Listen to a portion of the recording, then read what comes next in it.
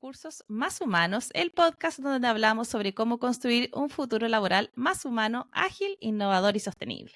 Soy Paola Canesa Derut, psicóloga de formación, agilista de corazón, además de consultora organizacional, y estoy muy emocionada de presentar invitados excepcionales que nos inspirarán y entregarán herramientas prácticas para desatar la grandeza de las personas en el mundo laboral. Si tienes una mente curiosa, estás buscando aprender y conectarte con personas apasionadas como tú, este es tu lugar.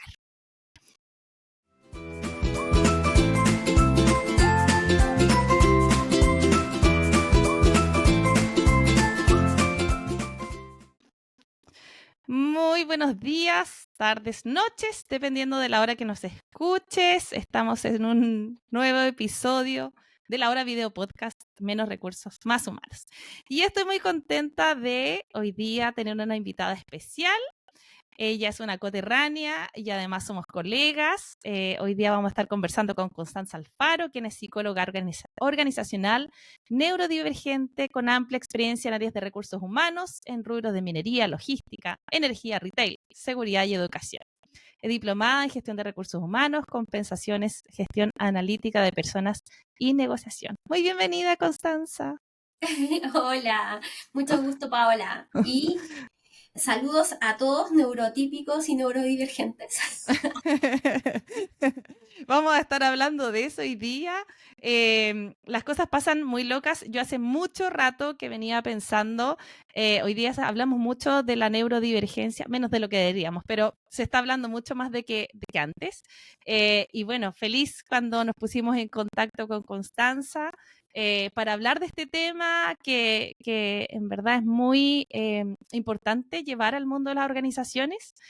Así que bacán que hayamos conectado y estés aquí para que podamos desmenuzar de qué estamos hablando cuando hablamos de neurodivergencia, de neurotípico, ¿no es cierto? Y cómo podemos hacer al final un ambiente que sea inclusivo y seguro para todos y todas. Así que muy contenta de que estés aquí. Muchas gracias, Paola.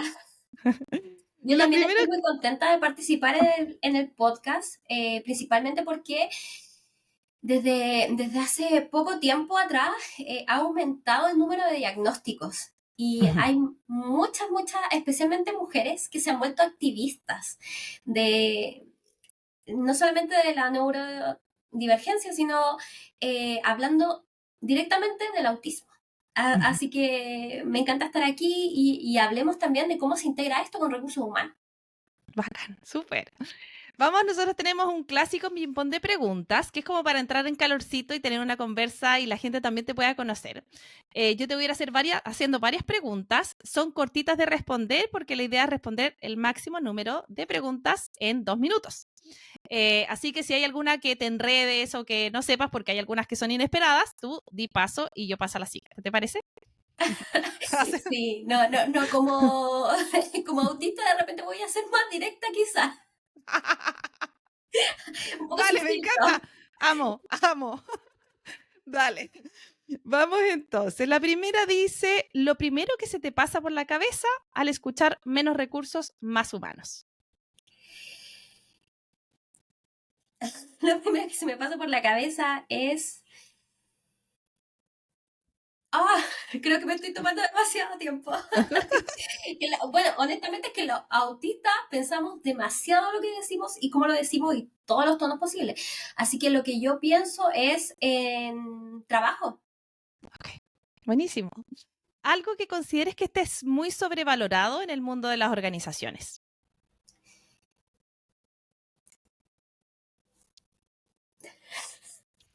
Liderazgo. Ok, me gusta.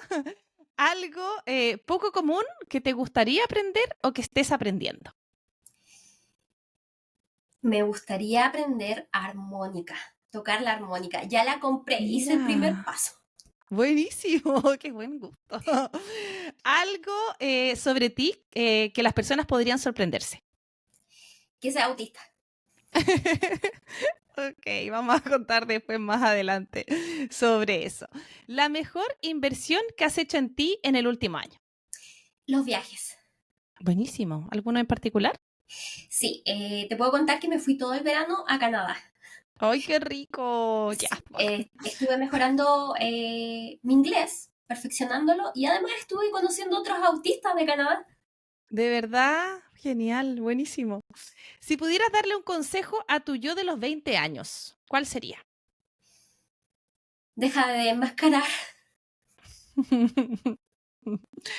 Una actitud que no tienes, pero que admiras de los demás y te gustaría tener. Iba a decir mentir.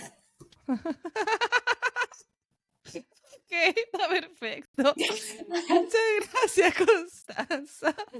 ¿Qué tal te pareció el ping-pong de preguntas? Una polémica.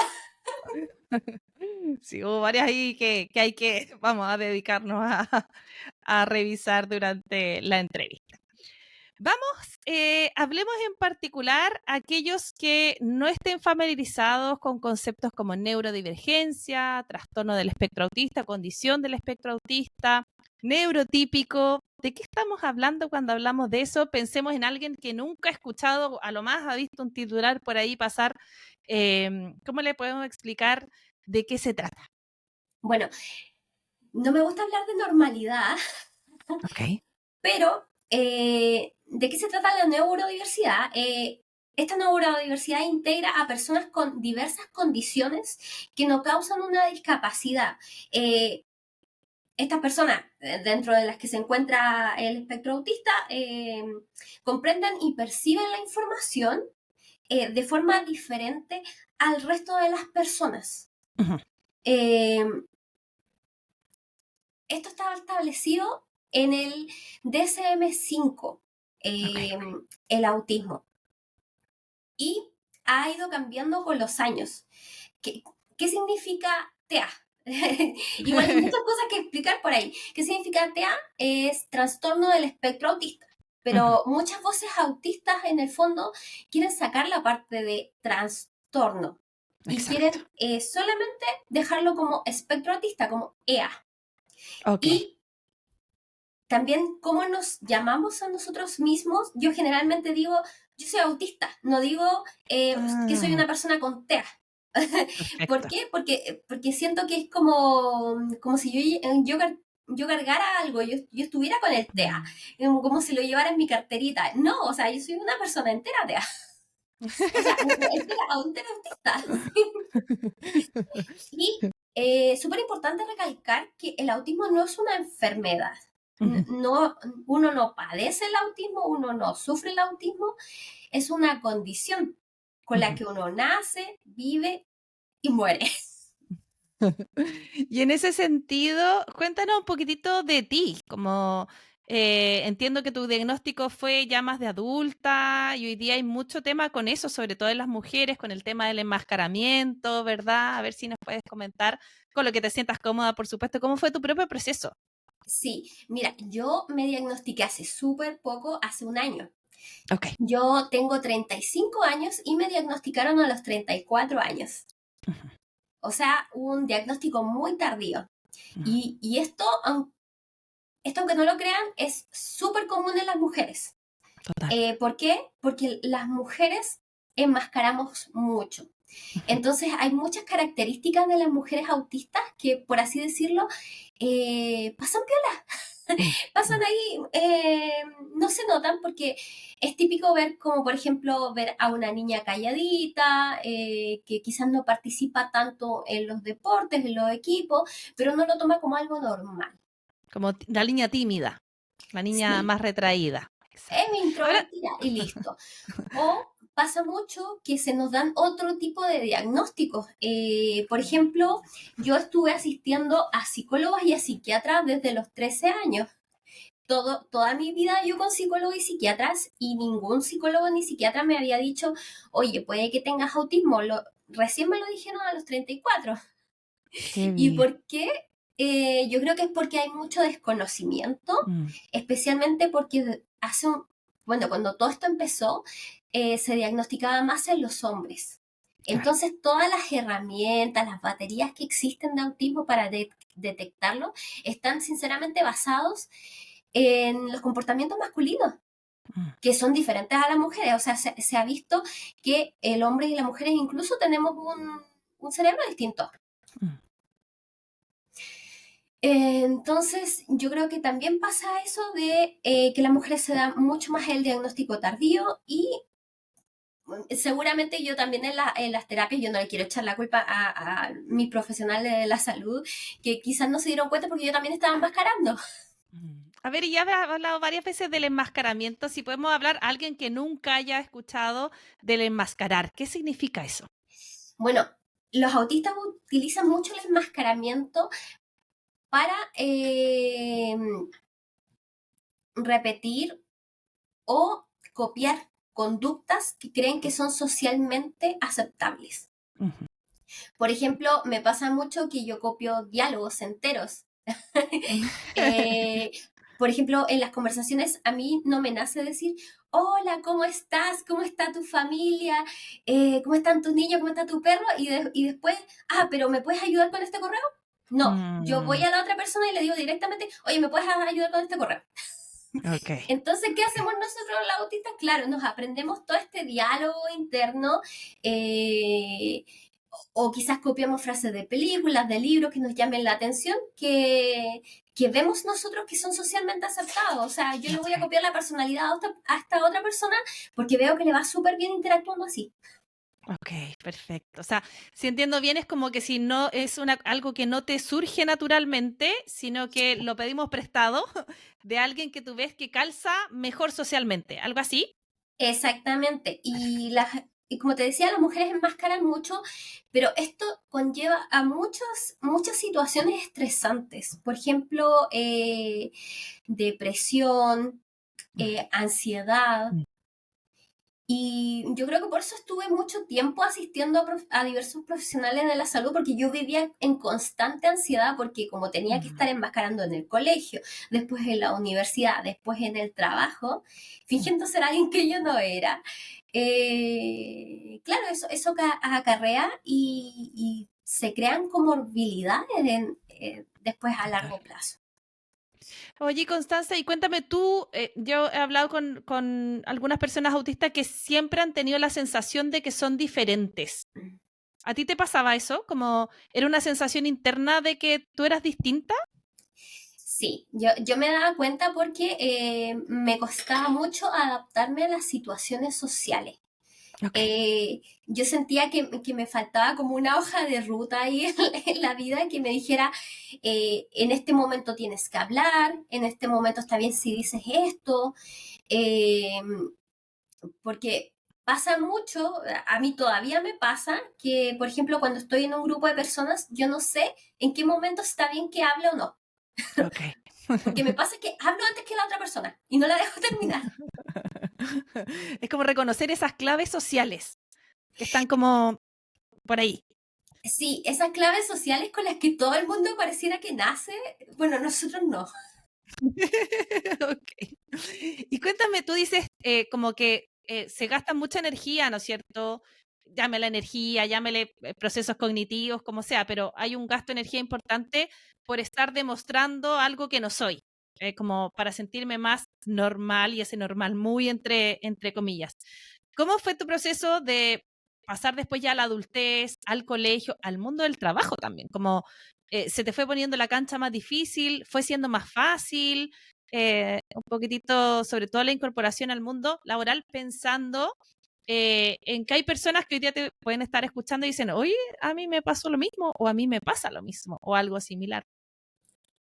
Sí, la verdad es que fue muy difícil casi todas mis etapas de cambio porque yo no sabía, no tenía idea de mi diagnóstico y entre medio se me diagnosticaron otras cosas. Me diagnosticaban, por ejemplo, depresión y yo también me autodiagnosticaba ciertas cosas. Por ejemplo, yo en algún momento me llegaba a autodiagnosticar TLP ¿Qué es o eso? también pensaba trastorno límite Ah, de la límite de personalidad, personalidad. Ok, TLP. ok. O también pensaba, a lo mejor soy bipolar.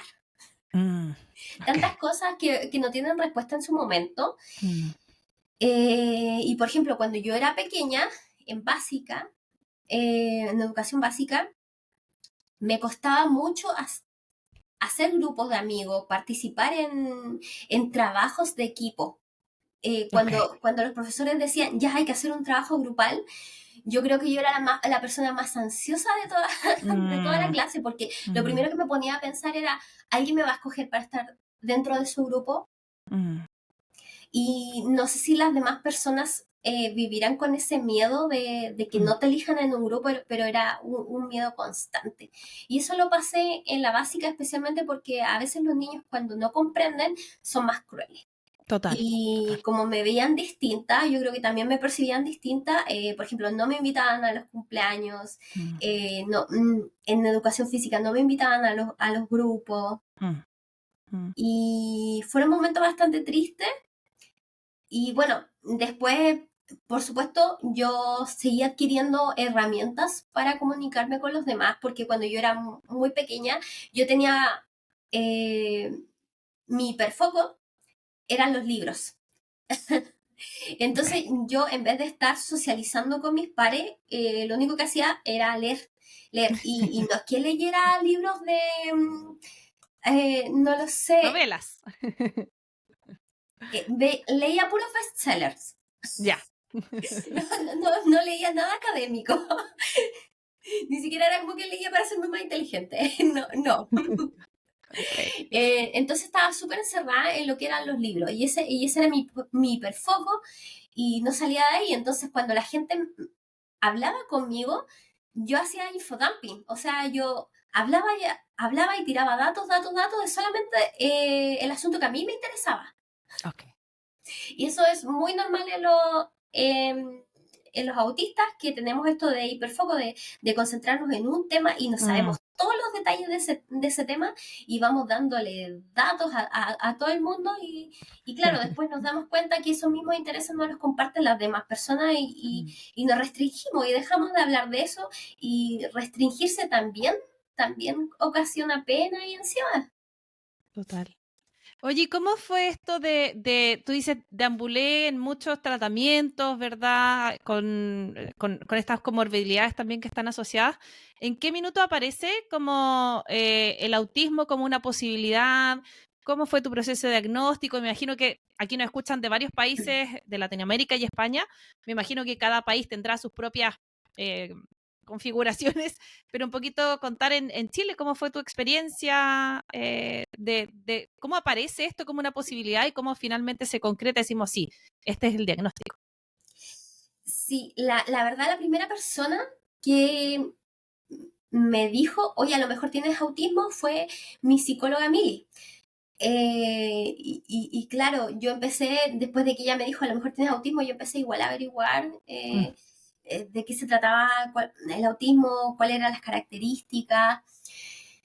Y después de eso dije, pucha, a lo mejor. Y fui a otra profesional de la salud, que fue una terapeuta ocupacional. Y esa terapeuta ocupacional, como tenía experiencia con el autismo, me aplicó un test que se llama A22. Y me aplicó ese test y efectivamente me decía, con este puntaje, sí, efectivamente tú tienes autismo. Pero yo no lo quería creer. Todavía me costaba creerlo. Así que fui a otra psicóloga que era experta en autismo también, y ella también me aplicó otros test y también una entrevista clínica, toda una anamnesis, y ella también me lo corroboró: Constanza, tú tienes autismo. Y yo todavía no lo quería creer. Así que me fui a un neurólogo. O sea, deambulaste harto ¿Y qué te pasaba a ti en lo personal como no quiero creer esto? ¿Había mucho juicio de valor detrás de eso? Sí, yo sufrí, cuando me enteré, yo sufrí sentí que estaba perdiendo algo, tuvo un duelo. Y que estaba perdiendo mi noción de normalidad. O sea, yo antes pensaba que era igual que todos los demás, que era una neurotípica por la vida, y que lo que a mí me pasaba es que a lo mejor tenía más pena que los demás, pero eso se podía cambiar. Y aparte, cuando uno piensa en autistas, yo creo que se nos va a la cabeza dos tipos de autistas. Uno, el que es un genio, pero le faltan habilidades sociales, pero es un genio. Y el otro autista es el no verbal. Es el típico niño que no puede expresarse y que además está obsesionado con ciertas cosas, por ejemplo, con trencitos o O autitos. dinosaurios. Claro, entonces yo no conocía que Ujú. es todo un espectro, que somos todos distintos. Me encanta. Entonces, por un lado, no soy un genio y por el lado tengo más habilidades sociales. Yo perfectamente pude estudiar en la universidad, me fue muy bien. De hecho, después seguí estudiando. Ya voy por mi cuarto diplomado en la Católica, yo estoy Mm. estudiando ahora minería. eh, y, por ejemplo, puedo hacer otras cosas. Me gusta mucho viajar, yo practico mucho viajar sola, he viajado por toda Europa sola, entonces son igual habilidades que uno va desarrollando, o sea, no es como que naciste en nivel 3 y te vas a quedar ahí en nivel 3 toda la vida, porque el autismo tiene niveles 1, 2 y 3 y que se diferencian por el nivel de apoyo que tú necesitas.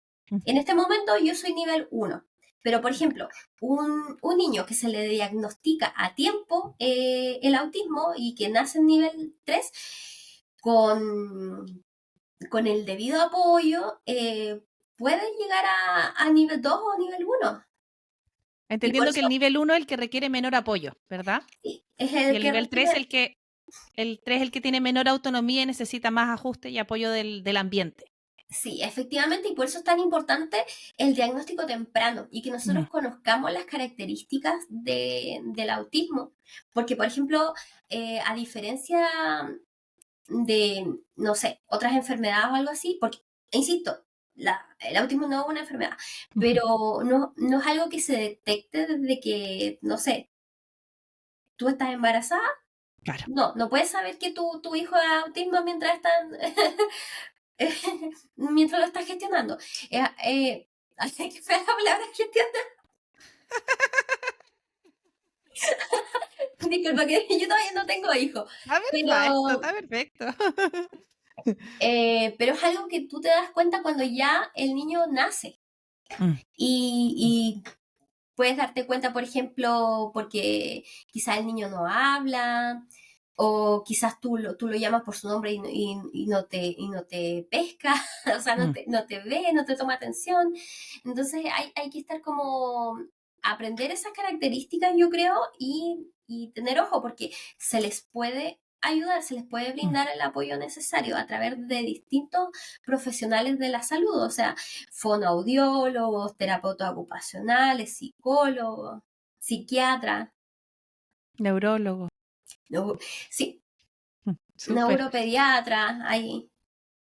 Constanza, y hablemos un poquitito como para alguien que nos esté escuchando, como qué características consideras tú que son las más relevantes o las más diferenciales de las personas autistas, como si podemos hacer como un listadito para que alguien diga, oye, ¿sabes que esto me suena? O a lo mejor en mi hijo veo algunas cosas, o hijo, hija, o en mi pareja, o qué sé yo, como en esta suerte del activismo que hablábamos, como parte para mí siempre con informar.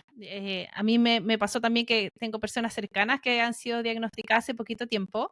Y claro, me pasó lo mismo que a ti. Es como, tú, cero posibilidad, si uno tiene en la cabeza, claro, por un lado, como decías tú, la imagen de la persona que no hace contacto visual, por ejemplo, como esas cosas súper eh, que en algún momento los presentan algún autista, pero no es que todos sean así. Entonces, como para ir despejando, sobre todo después del cambio de diagnóstico que se hizo, donde se hablaba de autismo, Asperger, y ahí sabía un diferencial, y hoy día hablamos del espectro como una condición mucho más amplia dentro de la neurodivergencia. Entonces, como algunos como cositas particulares que presenten las personas con la condición del espectro autista. Sí, de hecho, antes efectivamente, como tú decías, Paola, se hacía una separación. Ujú. Estaba el Asperger y estaba el autismo.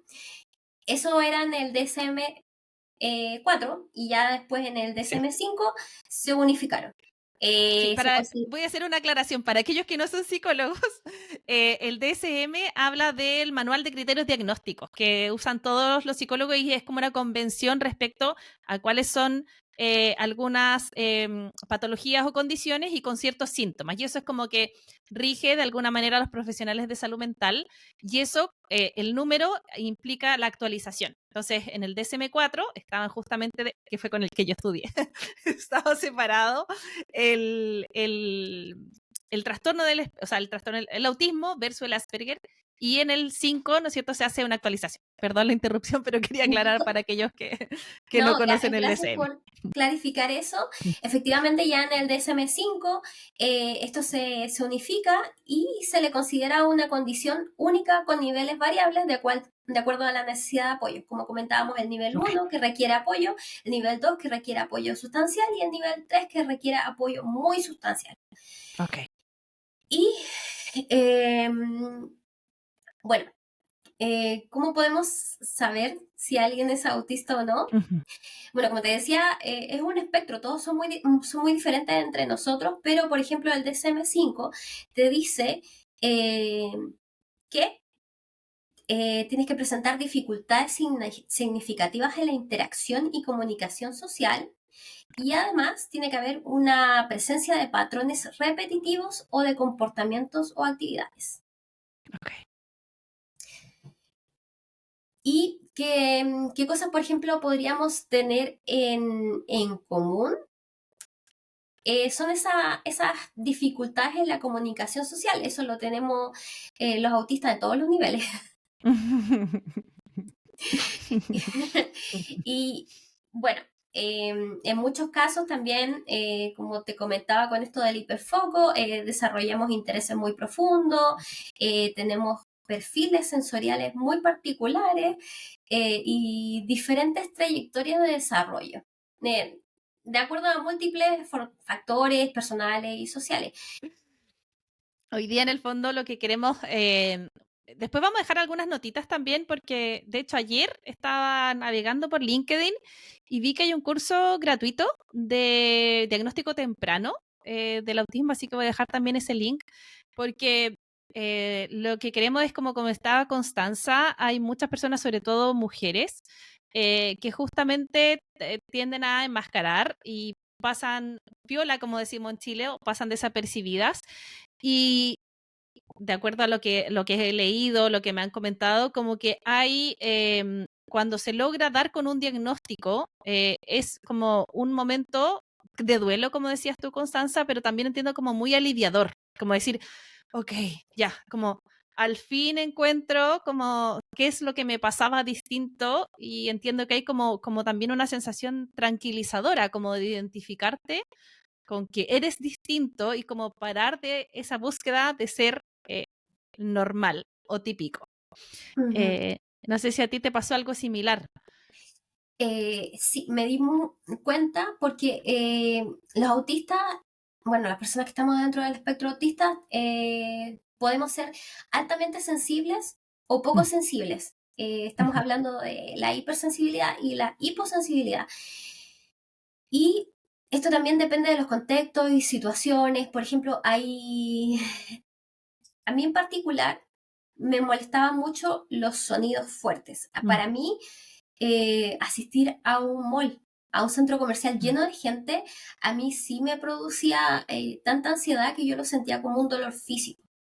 Ok. También, por ejemplo, con la vista. Esta hipersensibilidad se me reflejaba porque yo prefiero las luces cálidas y no Mm, las luces ya muy fuertes blancas. o muy Claro. blancas. ¿Por qué? Porque también me producían ansiedad. Y, por ejemplo, también con el tacto, Mm, yo prefiero diversas texturas. Por ejemplo, a mí no me gusta usar jeans porque a mi tacto me incomoda mucho la textura del jeans, la ujú, textura rugosa. Entonces ujú. yo tiendo a preferir telas más suaves, por ejemplo. O también que yo practico muchos rituales, por ejemplo, para hacer las Ok. cosas. Uno de mis rituales es lavarme mucho las manos. Yo cada vez que toco algo me tengo que lavar las manos Ujú. o me siento ya muy incómoda. Y pasa mucho que cuando nosotros no nos forzamos a, por ejemplo, si yo tengo la hipersensibilidad con el sonido y yo voy a un, a un concierto, claro, yo a lo mejor voy a estar bien en el concierto, pero cuando yo salga del concierto, yo sé que necesito tomarme un descanso, Exacto. abstraerme de las situaciones sociales, porque si no, sufro un colapso autista. ¿Y qué son Mm. estos colapsos autistas? Se les diferencia en tres. Se les diferencia como burnout autista, meltdown autista y me falta uno, burnout, meltdown y shutdown autista. Y el Mm. shutdown autista es cuando uno literal se encierra a sí mismo y ya no quiere hablar con nadie más. Claro, me Y voy como el, tal. disculpa, y el meltdown es cuando nos dan ya esas crisis más agresivas, que empezamos a gritar, a golpear quizás. Eso quizás se da más en los niños, porque uno ya cuando es adulto autista, uno ya sabe cómo autorregularse. Mm. Y, y ya el burnout, que yo me imagino que otras personas ya lo han escuchado porque no es típico de los Claro. neurodivergentes, es cuando ya te quemaste, se te Mm. agotó toda la energía, ya no puedes hacer nada más. Oye, Constanza, y cuéntame vayámonos un poquito al mundo laboral. Em, ¿Cómo ha sido tu propia experiencia en el mundo laboral? ¿Qué ajustes has tenido que hacer tú o te hubiera gustado que hubieran hecho? Y también pasándonos después como el lado desde recursos humanos que trabajamos ambas, ¿cómo pueden las organizaciones hacer para que sean espacios más inclusivos y donde las personas autistas también se sientan más cómodos, incluidos y puedan dar lo mejor de sí? Sí, mira, yo la verdad es que he trabajado casi 9 años, llevo trabajando en recursos humanos, Ok. como bien mencionabas, he trabajado en todos los rubros. Yo creo que eso también tiene que, tiene que ver con que me gusta mucho aprender. Eh, y me he dado cuenta en el trabajo ya que mucha gente que están en la condición lo esconde. Mm, No van a decir abiertamente soy autista. ¿Por qué? total. Porque se topan con muchos obstáculos, se Mm, topan con discriminación, a pesar de que nosotros ya tengamos leyes y todo, mm, la gente sigue dándole, por así decirlo, vergüenza a admitir que son autistas, porque de hecho, incluso decir, oye, eres autista, antes se tomaba como un insulto. total. Entonces cuesta mucho sacarle lo negativo al término y las Mm, palabras son súper determinantes. Y, y por eso yo me he topado con personas en el trabajo autista, pero no han querido hablar sobre eso. mm, mm, mm, Entonces, como no han querido hablar sobre eso, no he podido hacer ajustes razonables, no he podido hacer como grandes cambios, mm. porque tú haces el diagnóstico general en la empresa y haces estas típicas preguntas así como, ya, ¿tú tienes alguna discapacidad o qué sé yo? Y ellos no lo admiten. Entonces la empresa queda con que no hay ningún autista en la empresa. Y hablábamos un poquito antes, tú me decías que uno cada 36, Sí, ¿sí? de hecho han subido mucho las estadísticas. Mm, Eh, Ahora se dice que una de cada 36 personas es autista. Y la verdad, ahí yo siento que tenemos que hacernos un mea culpa en Chile porque tenemos súper pocas estadísticas al respecto. La mayoría de nuestras estadísticas están sacadas, no sé, de otros países, de claro. Reino Unido, Estados Unidos. Mm, ¿Y qué pasa en Chile? Yo creo que ahí las cosas están cambiando con la nueva ley autista. Ahí estamos mm, sacando más información.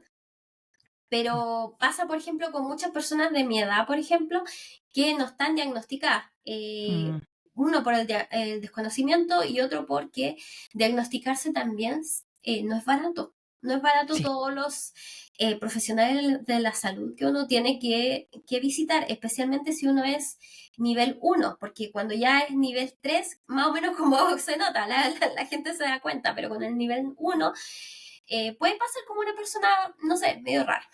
Mm. Oye, y cuéntame, ¿cuáles crees tú que son como los mayores desafíos que tienen las personas autistas en el mundo del trabajo? ¿Qué es lo que se les vuelve más difícil, complicado, desafiante? Em, un poquito desde esos desafíos que se vuelven. Entendiendo La- que hay personas distintas, pero así como a lo que has visto tú. Mira, lo que he visto yo en Chile es que hay una gran exigencia social. ¿A qué me refiero con Mm. la exigencia social? Que en Chile es muy importante lo que no se dice. Por ejemplo, hacer lobby. Eh, Cuando estás en las empresas, tú tienes que ir a otras áreas a conversar, no necesariamente de trabajo, sino que ir conociendo a las demás personas. O sea, tú tienes que asistir a los asados, a las fiestas del trabajo, a todas estas convocaciones sociales que tienen las empresas. Y muchas veces nosotros, o sea, las personas dentro del espectro autista, nos cuesta y no queremos ir. Mm, mm. O a mí me parece a veces que todo este preámbulo que uno está preguntándole cómo está tu perro, tu hermana, tu tío, eh, para mí ¡Basura! es más importante ir al punto de decirle, oye, ¿cómo avanzamos con este proyecto? Pero yo entiendo que por algo existen estas normas sociales implícitas. Lo entiendo por lógica, pero muchas veces no lo comparto. Y pasa que las personas que no saben sobre el autismo o no saben que yo soy autista, creen que yo soy pesada o que yo soy Claro. abayazadora. Mm, mm, eh, Y yo creo que es algo quizás común dentro de otros autistas, que uno no quiere ser pesado, eh, pero honestamente quizás no me importe tu tía abuela. Y no voy a hacer como que me importe tampoco. Claro, claro, porque quizás los neurotípicos tampoco les importa, pero ustedes pueden hacer toda esa conversación previa y les sale muy natural. Otra cosa que a mí me ha pasado es que, por ejemplo, si yo veo compañeras y entre ellas a las espaldas hablan mal de la otra compañera, del trabajo que ejerce esa otra compañera, yo después yo como que no coincidía que después esas dos personas estuvieran conversando como si nada, como si fueran las mejores amigas. Y nos pasa también que si vemos injusticia, eh, nosotros lo decimos, somos súper directos al respecto, llegamos y nos quemamos. Eh, y no es que nosotros seamos justicieros, pero nosotros creo que nos cuesta mucho eh, no vivir según nuestros principios y nuestros valores que nos han Mm, inculcado. mm, mm. Qué bonito eso. Constanza, y hoy día entiendo que los desafíos van en la esfera social, principalmente, en esto de las claves, del lobby, de la no autenticidad, ¿verdad?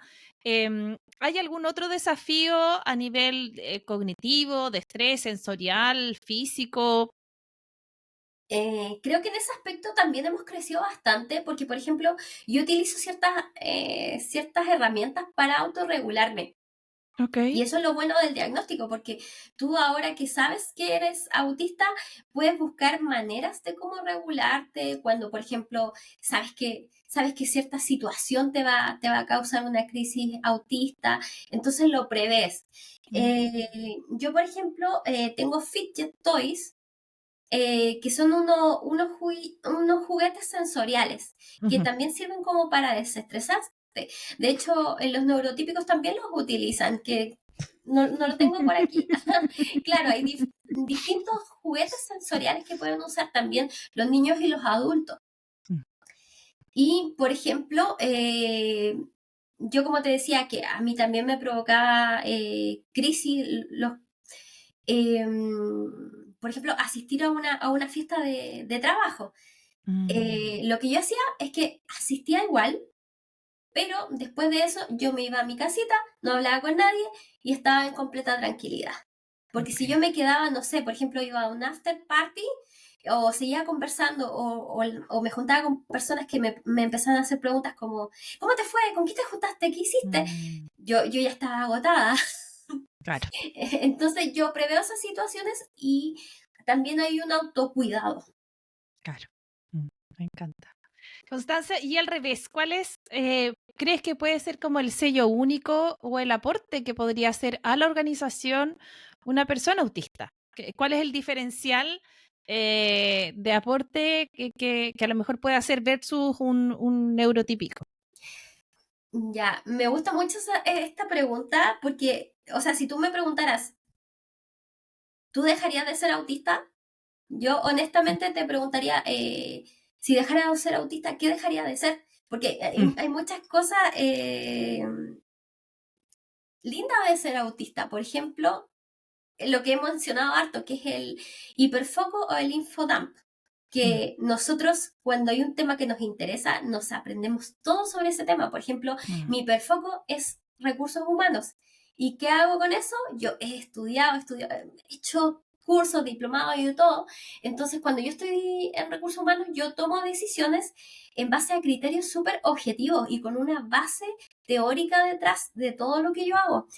Y por ejemplo, no me vas a tomar, no me vas a ver opinando, tomando decisiones en base a lo que me dice mi guatita o, o porque siempre se ha hecho así o claro. porque basado en un amiguismo. Siempre va a ser lo más objetivo posible.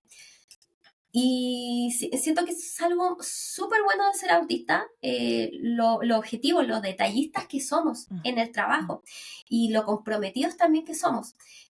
Otra cosa también, no es que no podamos mentir. Eso, una vez lo escuché de una terapeuta ocupacional que decía, no, si a los autistas les cuesta mucho mentir. No, podemos mentir y lo, y lo hacemos. Quizás no lo hacemos tan bien, pero sí, sí podemos mentir, pero sí tendemos a, como te decía, como tenemos tan arraigados nuestros valores y nuestros principios, tendemos siempre a actuar en base a esos valores y a esos mm. principios. Entonces, no mentimos. O intentamos no hacerlo, o por ejemplo lo que te decía, si tengo un problema con alguien, yo usualmente voy y converso Claro. este problema con la otra persona, y lo hago directamente. Nosotros no somos muy de hablar por detrás de la gente. Mm, mm. Súper. Lo que también genera problemas, pero, pero por lo menos siempre vas a tener una opinión honesta por detrás. Claro. Pensemos ahora y sentémonos desde el lado de recursos humanos. Ambas trabajamos en eso. ¿Cómo crees tú cuáles son las claves que podrían tener los profesionales de recursos humanos o también pensando desde el mundo de agilidad? ¿Ya? Yo comparto ambos mundos, entiendo que tú también tienes ahí algunos intereses en la agilidad, como para construir espacios que sean efectivamente inclusivos. A mí me gusta pensar mucho en generar ambientes que desaten la grandeza de las personas y esa grandeza incluye a los neurotípicos y a los neurodivergentes. ¿Cuáles crees tú que son las claves justamente para construir esos espacios que sean armónicos para todos y todas? ¿En qué debiéramos fijarnos? ¿Cuáles son esas claves que deberíamos considerar? Porque, por ejemplo, eh, lo de las fiestas que tú comentabas, o la socialización, el after office, eh, yo me he visto incluso como promoviendo ese tipo de cosas porque genera conexión, genera interacción, ¿verdad? Genera niveles de confianza, pero claro, ahora mirándolo desde el otro punto de vista, chuta, ¿cómo suplo eso justamente para que sea también inclusivo? A ver si nos puedes dar algunas claves de cómo lograrlo. Sí, yo creo que hay muchos cambios que se pueden hacer dentro de recursos humanos, incluso desde el inicio de la vida laboral de los trabajadores, que es cuando uno empieza a hacer el reclutamiento y selección de las personas. Yo creo que hay, hay hartas cosas que hacer, por ejemplo, en los tipos de entrevistas que nosotros hacemos. Lo principal es que nuestros profesionales de reclutamiento y selección estén capacitados, que sepan lo que es la neurodiversidad, que sepan cuáles son más o menos las características generales de lo que es un autista o otras personas o otro tipo de condiciones que se encuentran dentro de esta neurodiversidad. Por ejemplo, también Divergencia. está el TDAH, está la dislexia, está el Tourette Y ahí me puedes ayudar, Paola, que La dislalia. Dentro de los más conocidos creo que son como eso. Bueno, el trastorno por déficit atencional, que el TDAH, que uno de los más conocidos también que está dentro de la neurodivergencia. sí, Y es el que, reclutamiento, dale. disculpa, ¿viste? Ahí como que me pasa que interrumpo y no me doy cuenta. No importa. Que pasa mucho que a las personas que no están diagnosticadas a tiempo, o sea, que son tardíamente diagnosticadas de autismo, se les generan otras comorbilidades. Por ejemplo, también tienen TDAH, o sea, tienen la ganadora. La dupla. Eh, y, por ejemplo, yo sé de casos como Google, que ellos tienen un programa de, que se llama Google Clouds Autism Career Program, un programa de carrera para Sí, lo he autistas, escuchado. en donde ellos efectivamente lo primero que hacen es capacitar a sus reclutadores, y el objetivo de todo esto es que trabajen de manera eficaz y empática con los candidatos con autismo y garanticen que los procesos de selección sean accesivos y equitativos, ofreciéndoles adaptaciones. Por ejemplo, le proporcionan preguntas por adelantado, y también pueden hacerles entrevistas por escrito en vez de verbales.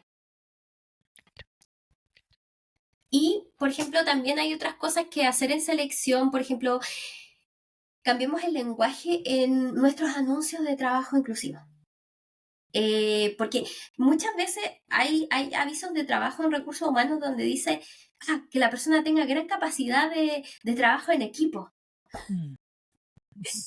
Y, por ejemplo, un autista lee eso y al tiro piensa, pucha, creo Me que no, autoexcluyo. caso con, con ese requisito, porque yo puedo trabajar en equipo, pero a lo mejor no es mi fuerte estar presentando o hablando frente de mucha gente. Y que loco se me viene como la importancia de conocernos. O sea, porque muchas personas no han tenido la oportunidad o no se han dado el tiempo de preguntarse cuál es mi perfil, qué cosas se me dan bien, qué cosas no se me dan tan bien. Independiente, ya estoy hablando aquí de todas las personas que trabajamos. Y también tener esa capacidad para decir, en esto yo estoy en flow, puedo navegar, estoy como en el mejor de mi desempeño y hay situaciones, atmósferas, ambientes, que a lo mejor no voy a dar lo mejor de mí. O sea, creo, se me vino esto como la importancia también de conocernos cada uno con las cosas que se nos van bien, con las cosas que no se nos dan tan bien, y también ajustar ese ajuste que siempre buscamos, que es la persona con el trabajo y el cargo que ejerce. O sea, seguramente, si yo soy autista y me cuesta, por ejemplo, el presentar, como decías tú, o es un rol que requiere de mucha actividad social, bueno, voy a estar dando botes constantemente, sobre todo si no me conozco y no tengo estas estrategias de regulación, como decías tú. Al revés, si yo estoy en un cargo que requiere mucho análisis y detalle y la verdad que yo no me gusta y soy más bien disperso, bueno, seguramente voy a dar bote constantemente ahí también. O sea, más allá del autismo, creo que también aquí se me viene como la importancia de conocernos, cuál es nuestro perfil, qué cosas nos dan bien, cuáles son las cosas que nos desafían, para poder tener este ajuste entre lo que exige el cargo y mi mejor versión. No sé, se me vino esa ola. Sí, no, es súper importante conocernos, o sea, a todo. Sí, a ¿Qué todo otras nivel. cosas, hablemos aparte de reclutamiento y selección, em, qué otras cosas consideras tú que hoy día son un desafío y que las áreas de personas, los líderes incluso, tienen que estar como preocupadas aquí, como, ojo, esto no está siendo muy inclusivo, Mira, que son prácticas habituales? te Dale. voy a contar una anécdota que a mí me pasó cuando yo hice mi práctica profesional. Ok. Yo hice mi práctica profesional en un área de reclutamiento y selección. Y bueno, por ese tiempo, esto fue hace mucho tiempo atrás. Eh, mi práctica fue un poco cuestionable, porque lo único que me hacían hacer era llamar a los candidatos. No, Ok. no, no hacía nada más. En Mm, mis 3 meses de práctica no hice nada más que llamar candidatos. Y me pasaba que en esa empresa potenciaba mucho esto de las reuniones, de las interacciones sociales. O mm, sea, cada vez que alguien estaba de cumpleaños nos reuníamos en la cocina mm, y estábamos ahí por lo bajo 2 horas, como conversando entre nosotros. Y para mí, todas estas situaciones en las que a mí los cumpleaños me producían una ansiedad terrible porque yo mm, estaba ahí sentada con gente con la que trabajaba pero que no conocía y que no veía que teníamos muchos temas en común. claro. Entonces, lo que más yo hacía era sentarme, verlas y sonreír. Y Mm, lo peor es que nosotros, muchos autistas tenemos ahí corrígeme si me equivoco con la palabra, hiponimia o algo así, que es que nos cuesta mucho Ah, la expresar emociones con gesticulación. la cara. Entonces, ¿qué pasa con eso? Que muchas veces yo sonrío, pero no estoy sonriendo con los ojos. Entonces se ve Mm, incluso claro. terrorífico. Entonces, Cosas. Dale, dale, dale. entonces yo sé que tengo que sonreír, pero es como que mi cara no lo sabe. Oye, cuéntame, por ejemplo, en ese mismo caso, ya desde la full curiosidad, ¿qué sería algo inclusivo que se podría hacer? Pensando en que también a las personas muchas veces les gusta celebrar el cumpleaños y hay camaradería. ¿Cuáles son las pistas? Como qué cosas se podrían hacer? Porque claro, uno en el extremo podría decir, no celebramos ningún cumpleaños, tomando el ejemplo. ¿Qué sería algo como a lo mejor algo entre medio que pudiera hacer que eso sea más llevadero y más cómodo? Mira, yo después de eso yo cuando ya no estaba en práctica, sino que ya era analista, pude empezar a aportar con algunas ideas, especialmente para cambiar los cumpleaños, que era un tema que a mí tanto me molestaba. Eh, que era, por ejemplo, que empezábamos a hacer actividades dentro del Ya. cumpleaños, porque me molestaba tanto que solamente conversáramos y no hiciéramos nada más que conversar, Ujú. que empecé, por ejemplo, ocupábamos el Kahoot. En Ya. esos años ocupábamos el Kahoot y, Ok. por ejemplo, poníamos preguntas sobre la cumpleañera para conocerla más. Por Perfecto. ejemplo, ¿a qué edad fue su primer beso? ¿Cómo fue su primer trabajo? Y ahí todos podíamos interactuar. Ok. Al, Ok. al, Ok. y todos podíamos, no sé, opinar algo, conversar, o todos estábamos haciendo la misma actividad. Creo que implementar actividades dentro de estas otras actividades va a ayudar a los autistas Mm, efectivamente a poder entablar conversaciones. mm, Y mm. bueno, como comentaba, la agilidad. A mí me gustan mucho los marcos de trabajo ágiles porque me han ayudado a mí personalmente a poder trabajar en equipo. Ok. A ver, cuéntanos un Y, poquito más de eso. ¿Y cómo es eso? Porque yo, por ejemplo, he trabajado con equipos de desarrollo y formación utilizando herramientas de la agilidad, por ejemplo, el Mural, lo que es Miro, todas esas herramientas como para trabajar dentro de una pizarra, porque a todo esto, los autistas también somos muy visuales, aprendemos mucho a través de imágenes. Y a mí también Ok. me sirve mucho explicar las cosas con ejemplos visuales. Ya.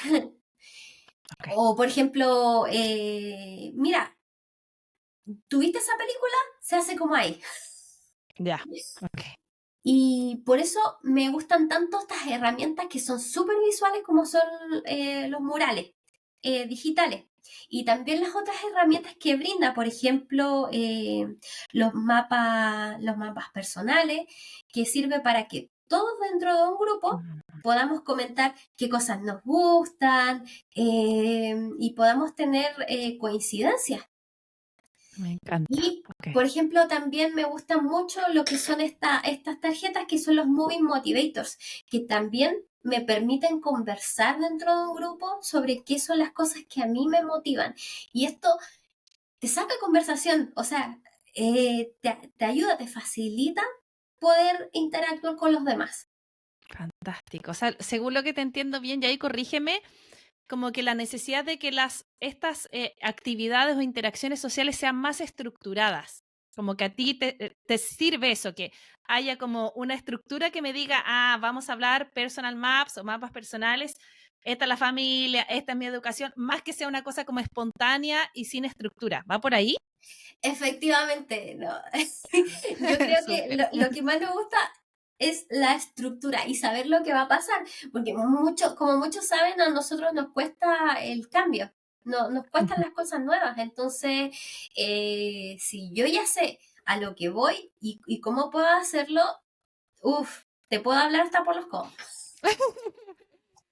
Encanta, gracias Constanza, porque me abriste como muchas ideas, que claro, una vez se las hace de manera intuitiva, pero también en mis procesos, por ejemplo, de facilitación y formación, cómo estructurarlos de una manera que sea muy amable para los distintos tipos y necesidades de personas. Así que bacán por eso.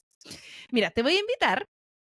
Nosotros tenemos una parte en el podcast que se llama la pregunta intrigante. ¿Ya? ¿Qué quiere decir esto? Que entrevistados van dejando una pregunta para el siguiente. ¿Ya? Entonces tú respondes la pregunta del invitado anterior y tú vas a hacer una pregunta a otro invitado. Nadie sabe quién es el próximo invitado. ¿Ya? Así que se dejan preguntas como bien amplias. Julián Prieto, que fue el último entrevistado que tuve, dijo esta pregunta para que tú la respondas. Dices, ¿crees que para que exista un cambio, sea personal, en un equipo, en una organización o en la sociedad, es necesario llegar a un nivel de conciencia diferente para que ese cambio sea real? Es Sí, decir, si nosotros queremos llegar a un cambio personal, de equipo, organización o sociedad, tiene que haber un cambio a nivel de conciencia para que el cambio sea real y no maquillaje. Dice, sí o no y por qué. sí, efectivamente yo creo que todos estos cambios se tienen que realizar en base a la empatía, porque si a ti algo no te resuena, si a ti no te hace sentido, eh, efectivamente no vas a poder cambiar, o sea, quizás sea algo momentáneo, pero no va a durar este cambio y tampoco vas a ayudar a que se implemente o fomentarlo. Por eso yo creo que tantos autistas apelamos a la empatía, Mm, mm, porque súper. sabemos que a lo mejor no pueden sentir o quizás lo ven extraño que tengamos estas hiper o hiposensibilidades, que nos Ujú. molesten tanto las texturas, que nos molesten los sonidos, que nos moleste la luz, que nos molesten tantas cosas.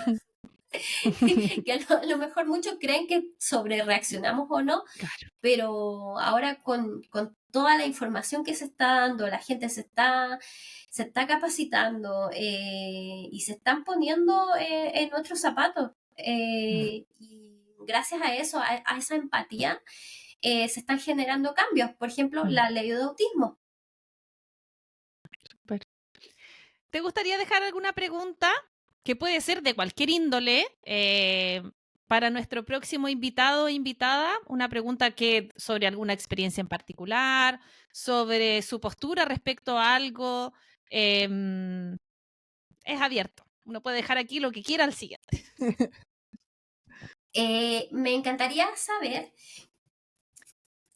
si tiene alguna idea o cómo le gustaría a esa persona implementar eh,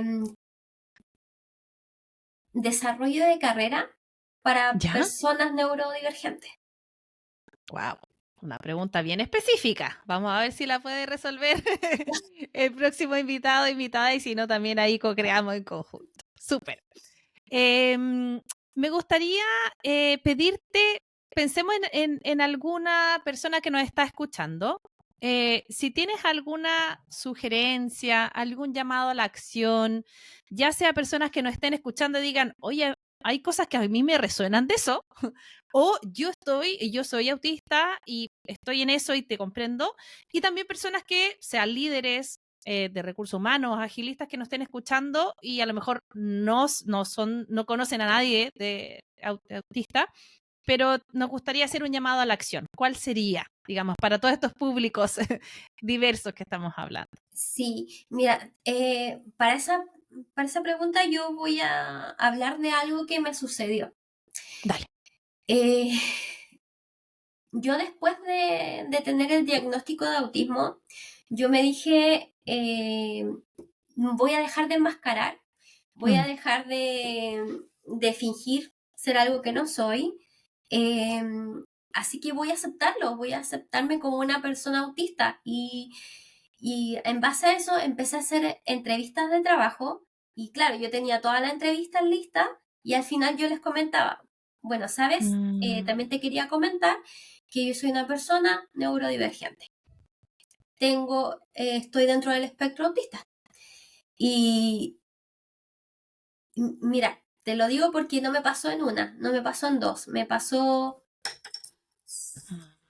que las personas que me entrevistaban, que justamente son personas que trabajan en recursos humanos, que la mayoría son psicólogos, se les cambiaba la cara inmediatamente. Claro. Se les desfiguraba. Y yo creo que pasa mucho por el desconocimiento, porque porque tienen muchos sesgos. Entonces Total. piensan, a lo mejor un autista no es capaz de estar a cargo de un área, a lo mejor un autista no es capaz de estar a cargo de otras personas, pero es porque lo que saben de autismo es lo que han visto en la televisión. O sea, tienen muchos prejuicios. No saben que seguramente el autista profesional, porque muchas veces también ven autistas, pero trabajando en cargos más repetitivos, más operarios, pero quizás no han tenido contacto efectivamente con profesionales autistas. Que estamos igual o más capacitados que un profesional neurotípico. Eso sí, hay que tener, claro, algunas ideas sobre todas estas nuestras sensibilidades, pero son cosas que nosotros ya somos adultos y que hemos aprendido a trabajar. O sea, a mí no me va a dar una crisis autista en medio de una reunión, o sea, a mí no me va a dar un meltdown ahí, yo no voy a empezar a gritar y a pegarle a la gente y a morder a la gente en medio de una reunión, o sea, y eso es lo que yo creo que esas personas creen que a mí me va a pasar. Exacto. O sea, yo personalmente, como te decía, yo he viajado por todo el mundo sola.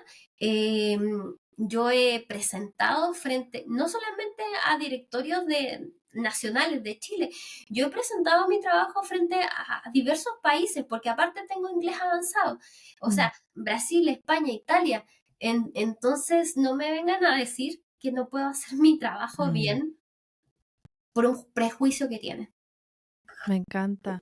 Gracias, Constanza. Y también quería agradecerte la valentía que tienes para primero dar tu tiempo, ponerte en una situación desafiante y el poder como compartir, conectarte con ese ser más vulnerable de decir, ¿sabes qué?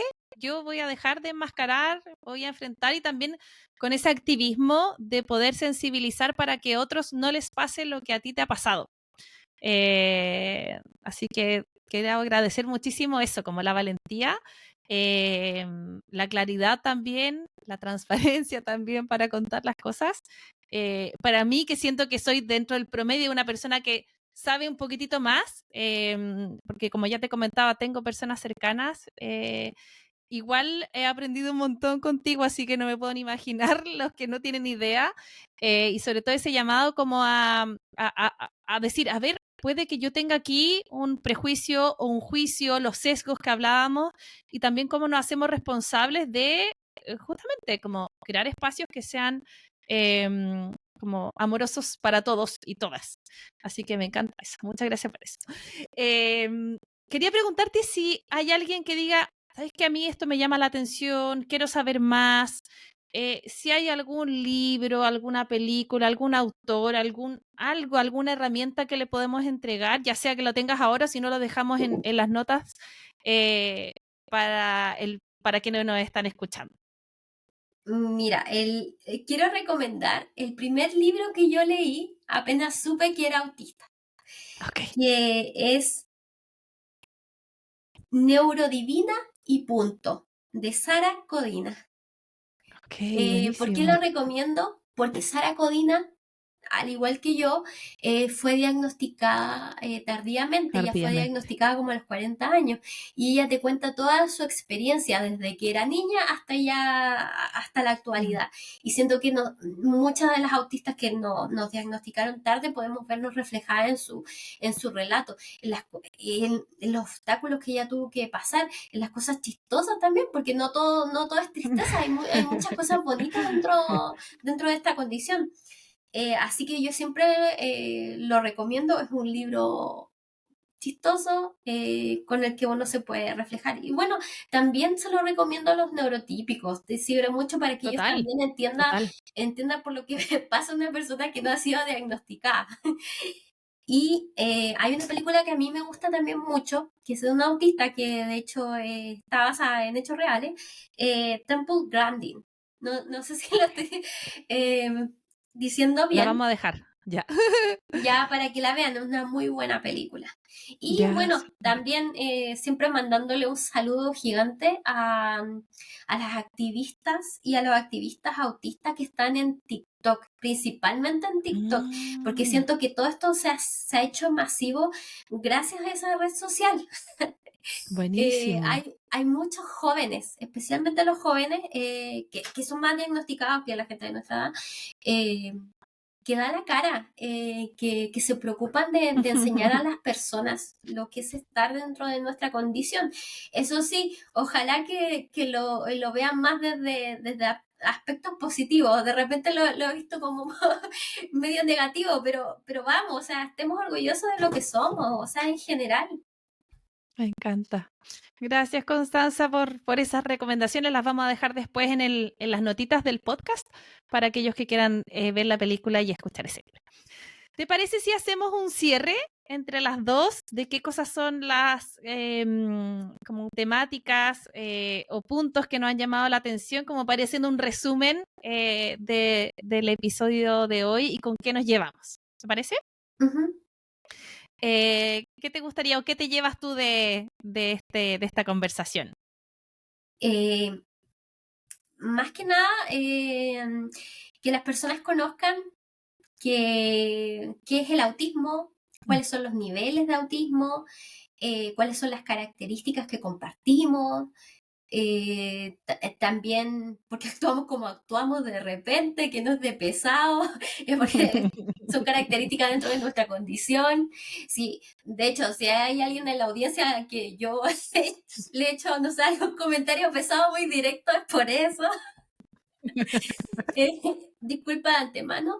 Eh, y más que nada que ellos vean que es una condición Ujú. que no te impida hacer otras cosas, que los mismos límites a veces nos los ponemos nosotros o a veces nos los ponen otras personas, pero que podamos, que se den estos espacios donde te dan un espacio para hablar, para que te conozcan, para que se familiaricen con la condición y vean que efectivamente tu hija con autismo puede lograr cosas, puede tener su Mm, carrera profesional, puede tener un buen trabajo, puede tener una familia, o puede lo que ella quiera, mm, en el mm. fondo. Qué bonito, gracias. Yo también me quedo con esto de que hablamos en algún minuto de conocerse, como cuáles son las cosas que se me dan bien, cuáles son las cosas que me motivan, o sea, también tener esa conciencia para que ese ajuste entre lo que hacemos y el trabajo que hacemos y quiénes somos sea muy como provechosa ese equilibrio.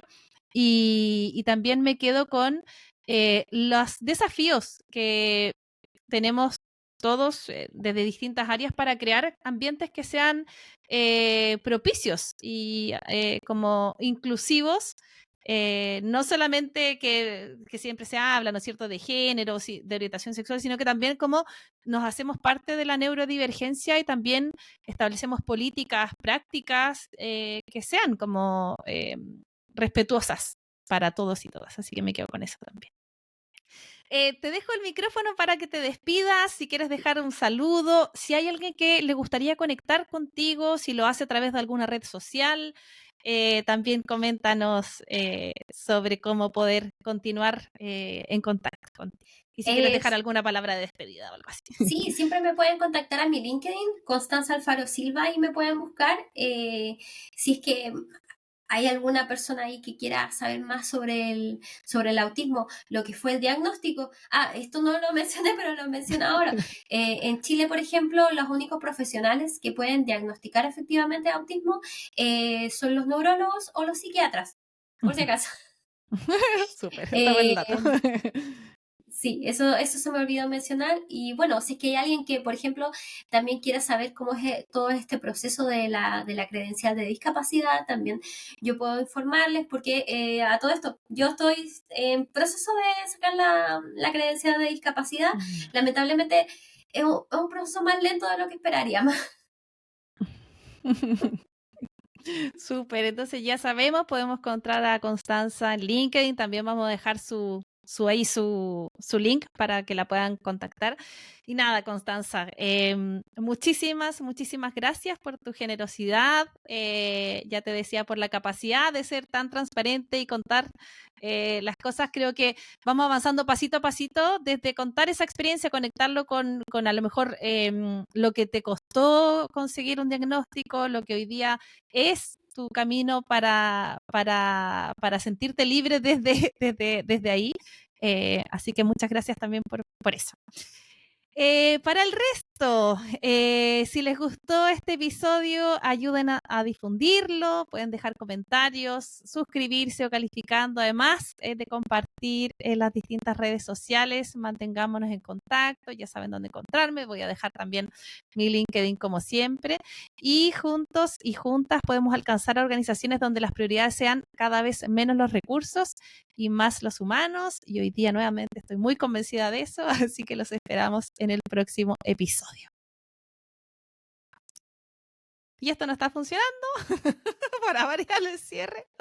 Bueno, ahí lo vamos a dejar, ahí está. Chao, chao.